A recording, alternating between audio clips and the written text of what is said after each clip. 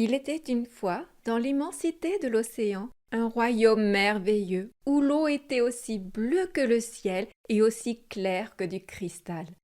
Ce royaume était rempli de poissons colorés qui nageaient joyeusement entre des coraux scintillants. Au fond de cette mer vivante se dressait un magnifique château fait de corail et de coquillages brillants. Le roi de ce château avait 6 filles, toutes des princesses sirènes. Mais la plus jeune était particulièrement spéciale. Sa peau était douce comme un pétale de rose, ses yeux bleus profonds comme l'océan, et sa queue de poisson brillait comme de l'argent sous le soleil. Les petites sirènes s'amusaient joyeusement dans le château. Des fleurs vivantes poussaient sur les murs, et chaque fois qu'elles ouvraient les fenêtres, les poissons entraient dans les pièces comme des oiseaux. Devant le château se trouvait un jardin magique. Des arbres aux couleurs vives, des fruits brillants comme de l'or et des fleurs qui dansaient au vent. Chaque princesse avait son propre coin de jardin. La plus jeune avait créé un cercle de fleurs rouges rond comme un soleil éclatant. Cette princesse avait toujours été fascinée par le monde des humains. Elle adorait écouter sa grand-mère lui raconter des histoires sur la terre et poser 1000 questions. Comment sont les fleurs sur terre? Les forêts sont-elles vraiment vertes? Comment les poissons chantent-ils sur les arbres? Elle ignorait encore que ce n'étaient pas des poissons, mais bien des oiseaux. La grand-mère lui promit qu'à ses 15 ans, elle pourrait enfin monter à la surface et découvrir le monde des humains. La petite sirène attendait ce jour avec impatience, chaque année passant comme une éternité. Et quand ses sœurs eurent leur tour, elles revinrent avec des récits fascinants. Des villes illuminées la nuit, des couchers de soleil splendides, des montagnes de glace flottantes. Mais la plus jeune attendait encore. Le grand jour arriva enfin. La petite sirène monta à la surface et, émerveillée, découvrit un monde d'une beauté éclatante. Un grand navire décoré de lumières colorées, de la musique joyeuse et, au centre de tout, un prince aux cheveux noirs dont la prestance fit battre le cœur. Mais une terrible tempête se leva soudainement, faisant tanguer le navire. Le prince tomba à l'eau. Sans hésiter, la petite sirène plongea et nagea à toute vitesse à travers les vagues déchaînées. Elle sauva le prince et le déposa sur une plage près d'un village charmant. Elle s'éloigna alors, le cœur lourd, sachant qu'elle venait de tomber amoureuse. Elle rêvait de devenir humaine pour pouvoir le retrouver, pour vivre près de lui. Mais un obstacle se dressait devant elle. Elle n'était pas humaine, et son seul espoir de le rejoindre résidait dans un terrible sacrifice. Elle se rendit donc dans les eaux sombres, là où vivait la sorcière des mers. La sorcière, d'un air sinistre, lui proposa un marché cruel. Elle pourrait obtenir des jambes, mais chaque pas serait comme marcher sur des lames de couteau. De plus, elle perdrait sa voix, et si le prince épousait une autre, elle se transformerait en écume de mer. Sans hésiter, la sirène accepta, prête à tout pour être près de celui qu'elle aimait. Transformée en humaine, elle arriva au château du prince. Sa beauté était fascinante, mais elle ne pouvait plus parler. Le prince, ébloui par son apparence, l'accueillit gentiment, mais il la voyait seulement comme une amie. Il la traitait avec bienveillance, mais son cœur ne battait pas pour elle. Chaque jour, la petite sirène souffrait en silence, ses pieds martyrisés par les souffrances de la transformation. Puis, un jour, le prince annonça qu'il allait épouser une princesse d'un royaume voisin. La petite sirène sentit le sol se dérober sous ses pieds. Si le prince se mariait avec une autre, elle serait condamnée à disparaître en écume. Le lendemain, le navire accosta dans le port animé de la capitale du royaume voisin. La ville tout entière vibrait au rythme des fêtes et des célébrations. Mais la princesse tant attendue, promise au prince, n'était pas encore arrivé. La petite sirène, pleine de curiosité et de tristesse mêlée, attendait avec appréhension le moment de voir cette jeune femme qui avait conquis le cœur du prince. Lorsque la princesse fit enfin son entrée, la petite sirène fut frappée par sa beauté éblouissante. Une silhouette gracieuse, une peau d'une éclatante pureté et de grands yeux noirs qui semblaient capables de captiver quiconque croisait leurs regards. Dès que le prince vit la princesse, son visage s'illumina de joie. « C'est toi !» s'écria-t-il dans un éclat d'émotion. « C'est toi qui m'as sauvé la vie sur cette côte !» Il s'approcha d'elle et, sans hésiter, la serra tendrement dans ses bras.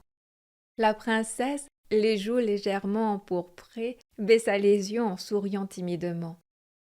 Le prince se tourna alors vers la petite sirène, les yeux pleins de gratitude. « Mon bonheur est complet, tu seras toujours à mes côtés pour le partager, toi qui m'as tant donné. » La petite sirène, le cœur lourd et la gorge nouée, se força à sourire.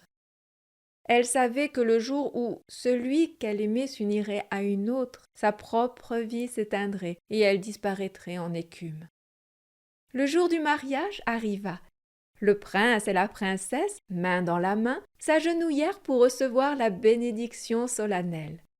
Le soir venu, les festivités atteignirent leur apogée. Les jeunes époux montèrent à bord d'un grand navire décoré de tentures royales en or et en pourpre. Au centre du pont, une tente somptueuse avait été érigée, abritant un lit de repos digne d'un conte de fées.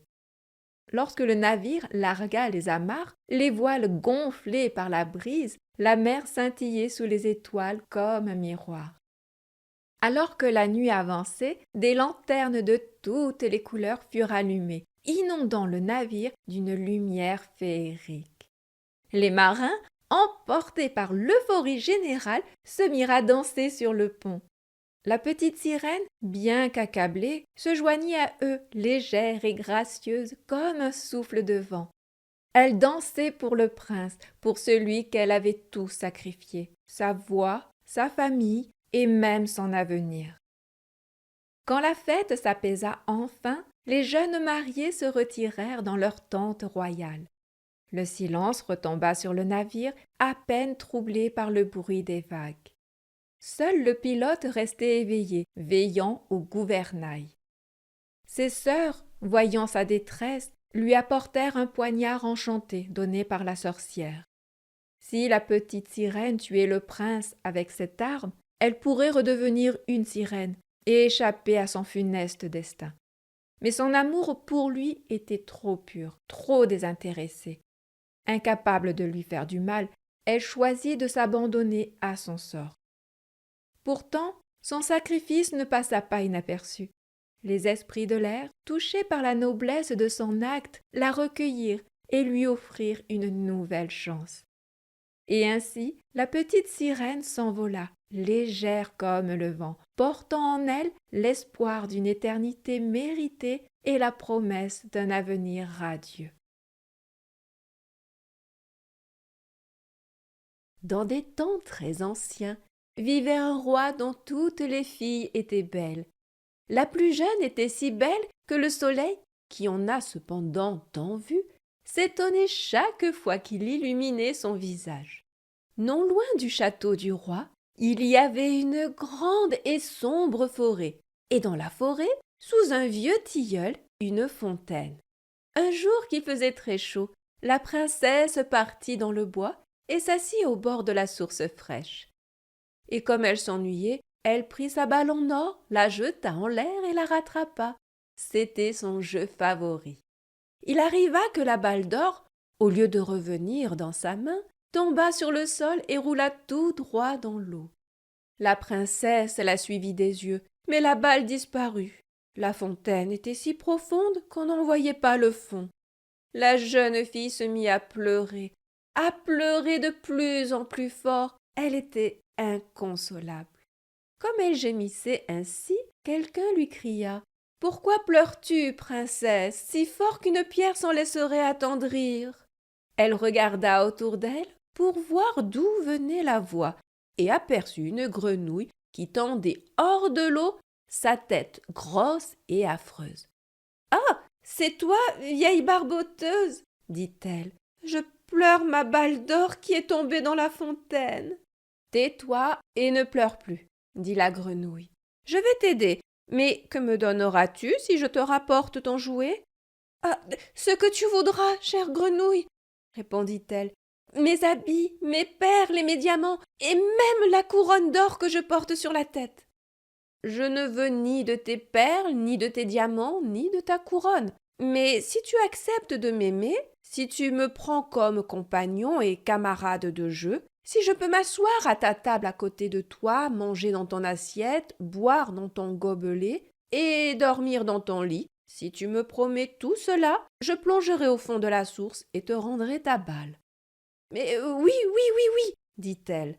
Je te promets tout ce que tu veux, à condition que tu me retrouves ma balle. » Elle se disait, la grenouille vit là, dans l'eau avec les siens et coasse. Comment serait-elle la compagne d'un être humain? Quand la grenouille eut obtenu sa promesse, elle mit la tête sous l'eau, plongea, et peu après réapparut en tenant la balle entre ses lèvres. Elle la jeta sur l'herbe. En retrouvant son beau jouet, la fille du roi fut folle de joie. Elle la ramassa et partit en courant. « Hé, attends, attends !» cria la grenouille. « Emmène-moi, je ne peux pas courir aussi vite que toi. » Mais il ne lui servit à rien de pousser ses « quoi, quoi, quoi » aussi fort qu'elle pouvait. La jeune fille ne l'écoutait pas. Elle se hâtait de rentrer à la maison, et bientôt la pauvre grenouille fut oubliée. Il ne lui restait plus qu'à replonger dans la fontaine. Le lendemain, comme la petite princesse était à table, mangeant dans sa jolie assiette d'or avec le roi et tous les gens de la cour, on entendit plouf, plouf, plouf, plouf, quelque chose qui montait l'escalier de marbre. Puis on frappa à la porte et une voix dit « Fille du roi, la plus jeune, ouvre-moi !» Elle se leva de table pour voir qui était là. Quand elle ouvrit, elle aperçut la grenouille. Elle repoussa bien vite la porte et alla reprendre sa place. Elle avait très peur. Le roi vit que son cœur battait fort et dit « Que crains-tu, mon enfant? Y aurait-il un géant derrière la porte qui viendrait te chercher ?»« Oh non, répondit-elle, ce n'est pas un géant, mais une vilaine grenouille. »« Que te veut cette grenouille ?»« Ah, cher père, hier, comme j'étais au bord de la fontaine et que je jouais avec ma balle d'or, celle-ci tomba dans l'eau. Parce que je pleurais bien fort, la grenouille me l'a rapportée. Et comme elle me le demandait avec insistance, je lui ai promis qu'elle deviendrait ma compagne. Mais je ne pensais pas qu'elle sortirait de son eau. Et voilà qu'elle est là, dehors, et veut venir auprès de moi. » Sur ces entrefaits, on frappa une seconde fois à la porte et une voix dit « Fille du roi, la plus jeune, ouvre-moi. Ne sais-tu plus ce qu'hier, au bord de la fontaine fraîche, tu me promis? Fille du roi, la plus jeune, ouvre-moi. » Le roi dit alors « Ce que tu as promis, il faut le faire. Va et ouvre. » Elle se leva et ouvrit la porte. La grenouille sautilla dans la salle, toujours sur ses talons jusqu'à sa chaise. Là, elle s'arrêta et dit « Prends-moi près de toi. » La princesse hésita, mais le roi lui donna l'ordre d'obéir. Quand la grenouille fut installée sur la chaise, elle demanda à monter sur la table. Et quand elle y fut, elle dit « Approche ta petite assiette d'or, nous allons y manger ensemble. » La princesse fit ce qu'on voulait, mais c'était malgré tout de mauvais cœur.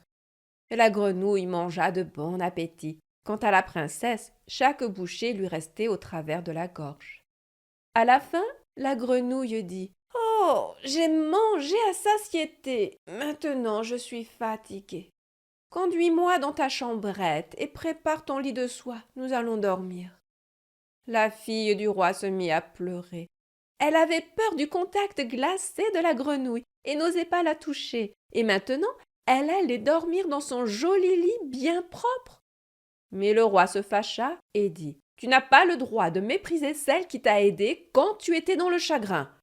La princesse saisit la grenouille entre deux doigts, la monta dans sa chambre et la déposa dans un coin. Quand elle fut couchée, la grenouille sauta près du lit et dit « Prends-moi, sinon je le dirai à ton père. » La princesse se mit en colère, saisit la grenouille et la projeta de toutes ses forces contre le mur. « Comme ça, tu dormiras, affreuse grenouille !» Mais quand l'animal retomba sur le sol, ce n'était plus une grenouille. Un prince aux beaux yeux pleins d'amitié la regardait. Il lui raconta qu'une méchante sorcière lui avait jeté un sort, et la princesse seule pouvait l'en libérer. Le lendemain, ils partiraient tous deux pour son royaume. Ils s'endormirent et, au matin, quand le soleil se leva, on vit arriver une voiture attelée de 8 chevaux blancs. Ils avaient de blancs plumés sur la tête et leur harnais était d'or. À l'arrière se tenait le valet du jeune roi.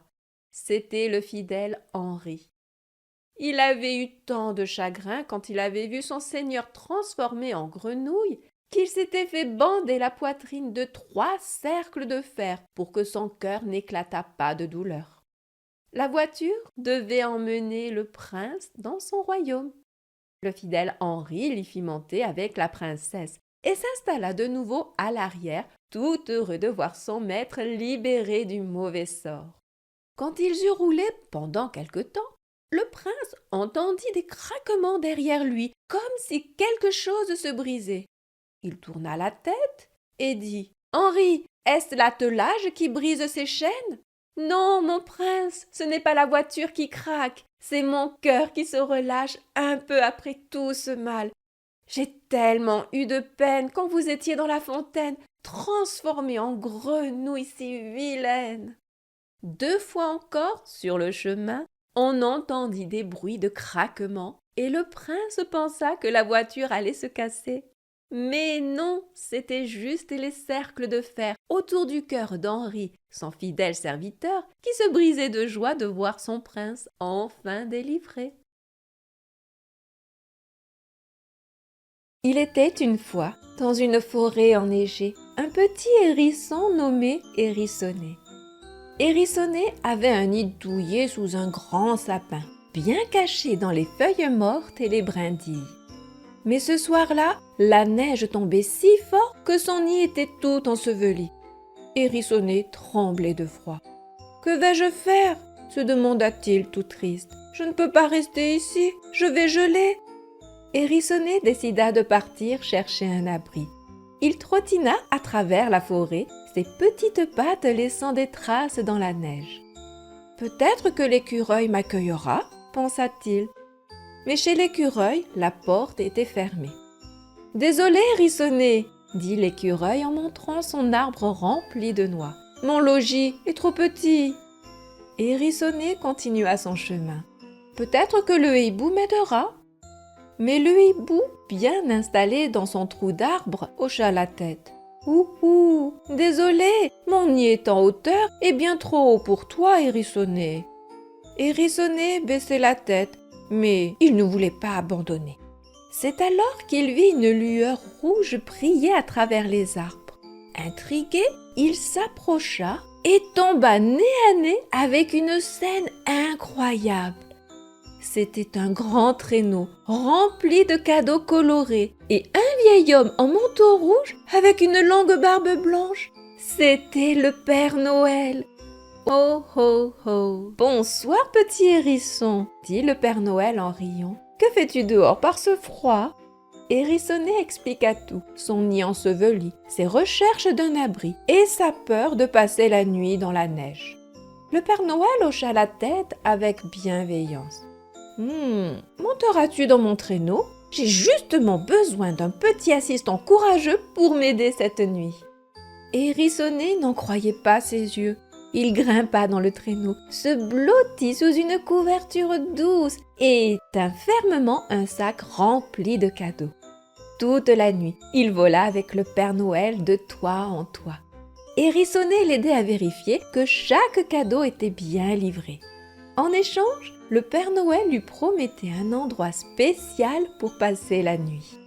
Quand la tournée fut terminée, le Père Noël conduisit le traîneau au sommet d'une colline.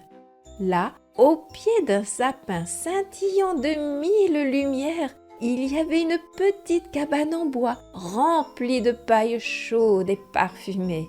« Voilà, petit hérisson, » dit le Père Noël, « un abri rien que pour toi. » Hérissonnet remercia le Père Noël de tout son cœur. « Et si jamais tu as besoin d'aide un jour, reviens me voir, » dit le Père Noël en clignant de l'œil. Depuis ce jour, Hérissonnet raconte à tous les animaux de la forêt l'incroyable nuit qu'il a passée avec le Père Noël. Et chaque année, au soir de Noël, il décore son sapin en souvenir de cette aventure magique.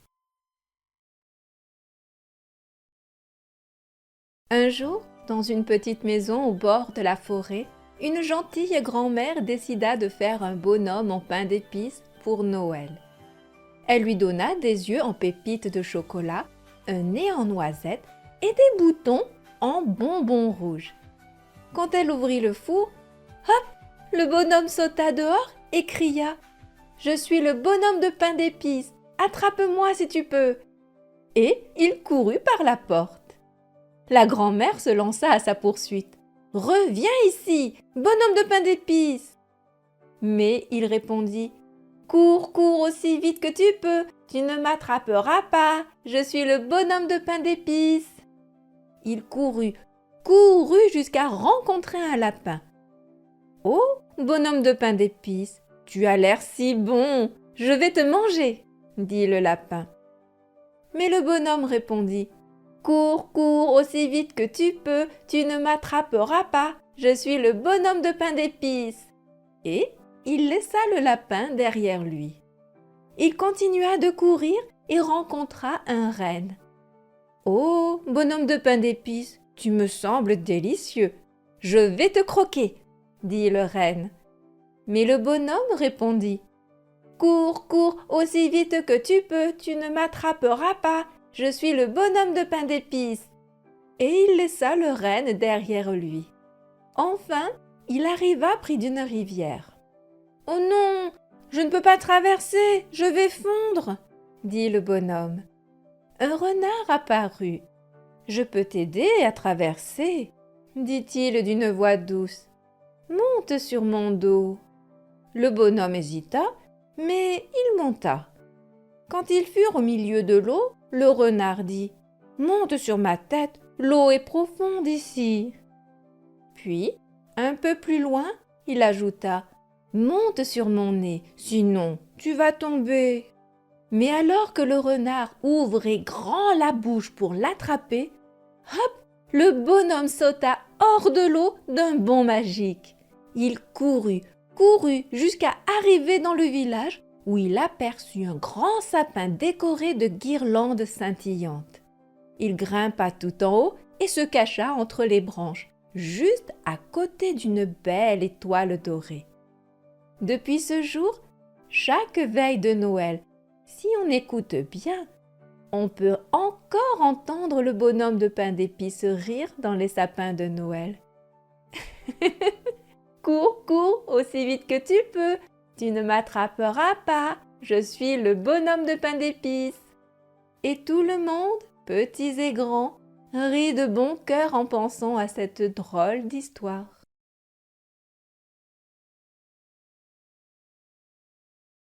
Il était une fois une petite poule rousse qui vivait dans sa petite maison toute seule.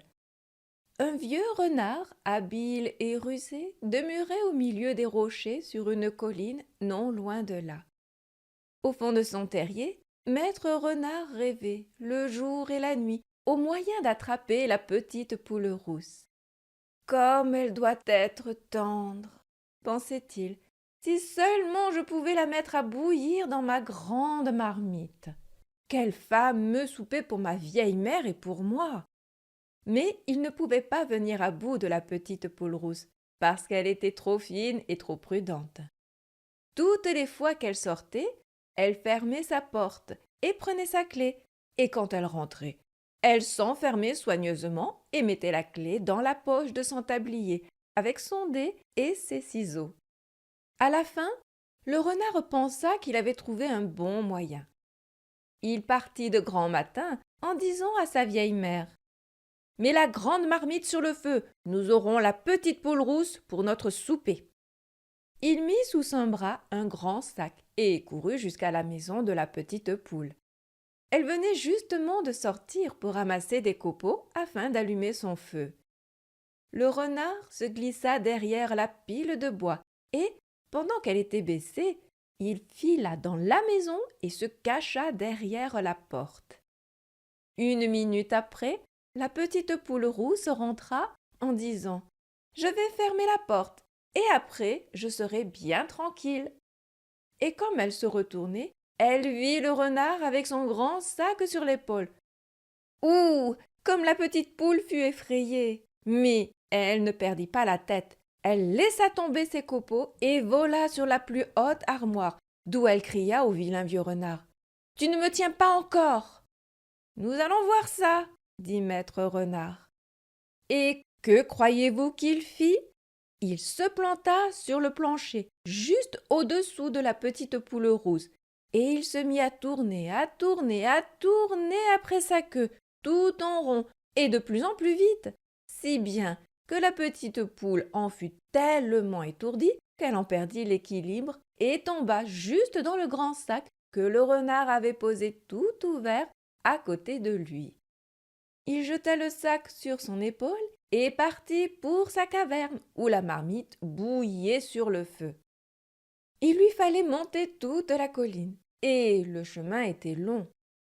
La petite poule rousse ne savait d'abord pas où elle en était, tellement la tête lui tournait. Mais au bout d'un moment, elle reprit ses sens. Elle tira alors ses ciseaux de sa poche et, clip, fit un petit trou dans le sac et passa la tête au dehors. Quand elle fut à un endroit favorable, clip, clip, elle fendit le sac, se glissa dehors tout en tenant le fond du sac et, vite, vite, elle y fourra une grosse pierre. Après quoi, elle prit son envol et fila aussi vite qu'elle put jusqu'à la maison, où elle s'enferma bien soigneusement. Le vieux renard continuait sa route, bien content, avec la pierre dans le sac, et se disant: « Comme cette petite poule rousse est lourde, je ne la croyais pas si grasse, elle va me faire un fameux souper. » Il arriva assez fatigué à la caverne, et dès que sa vieille mère le vit, elle lui cria: « Alors, tu as la petite poule rousse ?»« Oui, oui, dit-il. Est-ce que l'eau est chaude ?»« Elle bout à gros bouillon, dit la vieille mère. Alors, attention, ôte le couvercle de la marmite. Je secouerai le sac et ferai tomber la petite poule rousse dedans. Et toi, tu veilleras de crainte qu'elle ne s'envole. » La vieille mère renard ôta le couvercle de la marmite et se tint tout près. Le renard ouvrit légèrement le sac sans regarder dedans, le prit par le fond et le secoua au-dessus de la marmite. Plouf! Une grosse pierre tomba dans la marmite, qui se renversa et échauda le renard et sa vieille mère, de sorte qu'ils furent tellement brûlés qu'ils en moururent. Et la petite poule rousse resta dans sa petite maison, où elle vécut heureuse tous les jours de sa vie.